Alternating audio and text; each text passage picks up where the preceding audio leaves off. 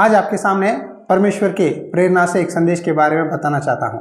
वो है परमेश्वर को पहला स्थान देना, यानी कीपिंग गॉड फर्स्ट या giving first place to God. आज मैं आपसे सवाल पूछना चाहता हूँ, क्या आप परमेश्वर को पहला स्थान देते हैं? शायद आप कहते होंगे, ब्रदर मैं यीशु मसीह को विश्वास करता हूँ, मैं हर दिन प्रार्थना करता हूँ, बाइबल पढ़ता हूँ, ज़रूर मैं परमेश्वर को पहला स्थान देता हूँ। इस संदेश को सुनने के बाद एक निर्णय कीजिए, क्या सच में आप परमेश्वर को पहला स्थान दे रहे हैं या नहीं। मत्ती सुसमाचार अध्याय 6 में लिखा है, इसीलिए पहले तुम परमेश्वर के राज्य और उसके धर्म की खोज करो तो ये सब वस्तुएं भी तुम्हें मिल जाएगी।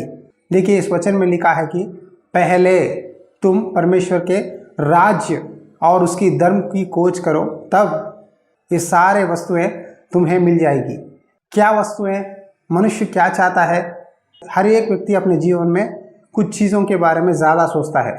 वो है परिवार, पैसा, नौकरी, फ़ोन के बारे में। इस तरह कई चीज़ों से मनुष्य अपने आप को बिजी रखता है।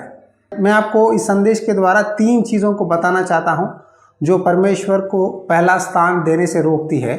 उसी तरह इसका सॉल्यूशन भी बताना चाहता हूँ 3 चीज़ों के द्वारा, ताकि आप परमेश्वर को पहले स्थान कैसा दें। आइए देखेंगे परमेश्वर को पहले स्थान देने से अपने जीवन में कौन सी 3 चीज़ हमें रोकती है। पहला है रुकावट, डिस्ट्रैक्शंस। हर एक मनुष्य के जीवन में कहीं ना कहीं डिस्ट्रैक्शंस होती है। सुबह उठते ही मनुष्य नौकरी के लिए, बच्चे पढ़ाई के लिए, घर में स्त्री अपने बच्चे और पति को खाना पकाने के लिए, नाश्ता पकाने के लिए बहुत सारे घर के कामों में लग जाते हैं। और कुछ लोगों के जीवन में स्मार्टफोन्स, और कुछ लोगों के जीवन में काम, पैसा, नौकरी। इस तरह अगर मैं बताऊं तो ये बहुत बड़ी लंबी लिस्ट हो जाएगी। हर एक व्यक्ति के जीवन में कोई ना कोई रुकावट होती है। खास करके विश्वासियों के जीवन में परमेश्वर के करीब आने से शैतान हमें इन चीज़ों से रुकावट देता है। सुबह उठने के बाद आप क्या करते हैं? सुबह उठने के बाद कुछ लोग कहते हैं, भाई पहले मैं बाइबल पढ़ता हूँ, पहले मैं अपना मुंह धोकर बैठकर वचन पढ़ के प्रार्थना करता हूँ। और कुछ कहते हैं कि मैं सुबह उठकर नौकरी को चला जाता हूँ, नौकरी को जाने के बाद वहाँ बाइबल पढ़ता हूँ। तो इन दोनों में किसने पहला स्थान दिया परमेश्वर को? देखिए, पहले आप उठकर मुंह धोकर छोटी प्रार्थना करके बाइबल पढ़िए, उसके बाद आपका काम कीजिए। यदि हम पहले स्थान अपना दिन में, अपना समय में परमेश्वर को देंगे, तब उस पूरा दिन हम आशीष पाएंगे।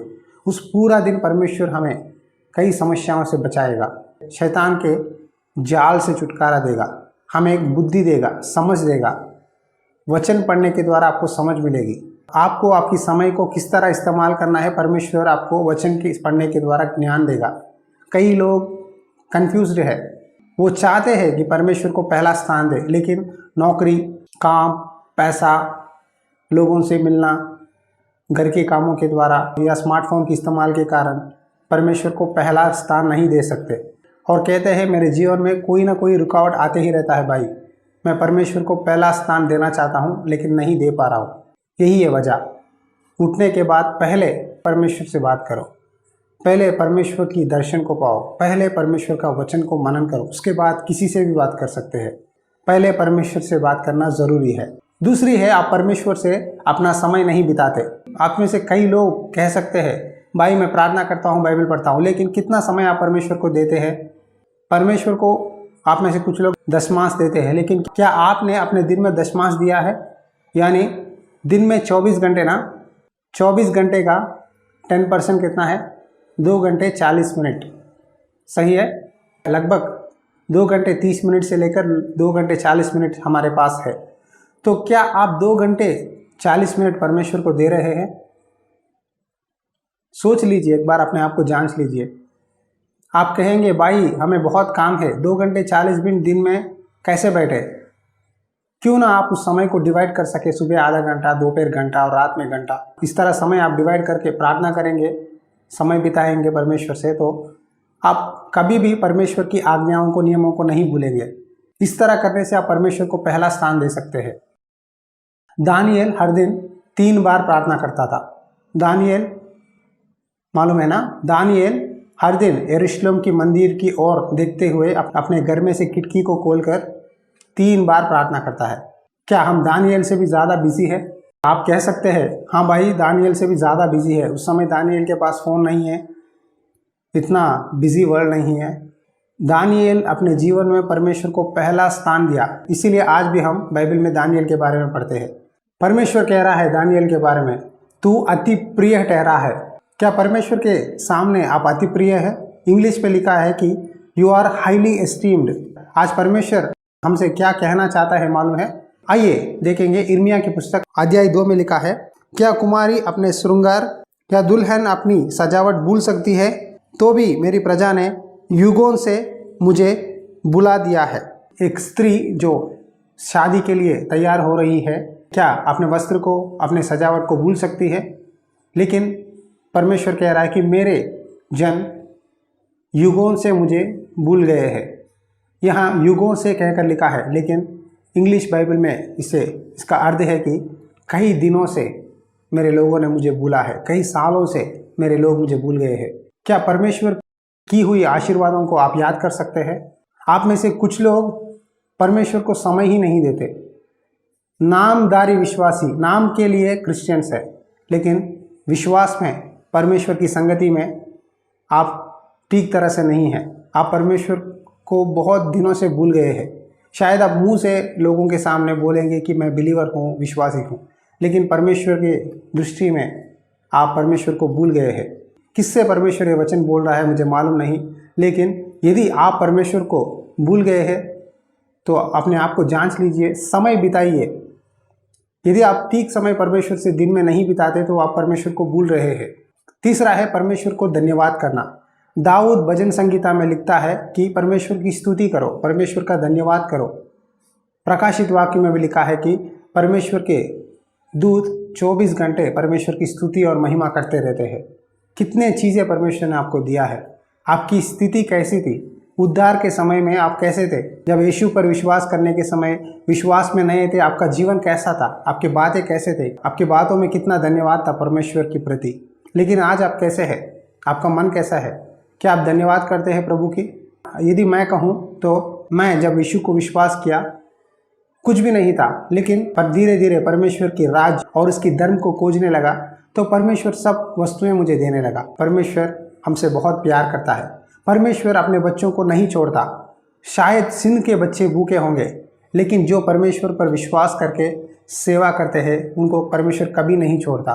परमेश्वर तूने हमें इतना भोजन दिया है, इस घर दिया है रहने के लिए, शायद वो किराए मकान हो या कासघर हो, जो भी हो, हमें रहने के लिए थोड़ा मकान दिया है, कपड़े दिया है, आहार दिया है। कई लोग आहार नहीं है, कपड़े नहीं है, मुसीबतों में है। थोड़े लोग तो बहुत दिनों से भूखे हैं। अखबार में बता रहे हैं कि कई लोग भूखे हैं, रोडों पर चल रहे हैं अपने गांव को। न्यूज़ में पूछ रहे हैं कि कितने दिन हुआ काके। थोड़े लोग कह रहे हैं बच्चों से 20 घंटे हुआ, 1 दिन हुआ, 2 दिन हुआ काके, 1 हफ्ते से चल रहा हूँ। लेकिन हम परमेश्वर के बच्चे होने नाते हमें परमेश्वर ने सुरक्षित घर में रखा है। शायद मुसीबत है, तकलीफ है, लेकिन परमेश्वर ने हमें बचाया है। इसीलिए आप परमेश्वर की आभारी रहिए, धन्यवाद कीजिए। ये 3 चीज़ें जो मैंने बताया ना, पहला है रुकावट, दूसरा है परमेश्वर से समय नहीं बिताना और परमेश्वर को भूलना, और तीसरा है परमेश्वर की धन्यवाद करना और उसके आभारी रहना। इन 3 चीज़ों को जब एक व्यक्ति भूलता है तो परमेश्वर को पहला स्थान अपने जीवन में नहीं दे सकता। प्रभु, मैं पहला स्थान तुझे देना चाहता हूँ प्रभु, लेकिन मुझे पता नहीं किस चीज़ मुझे रोक रहा है तुझसे। आज तेरे चरणों में रखता हूँ।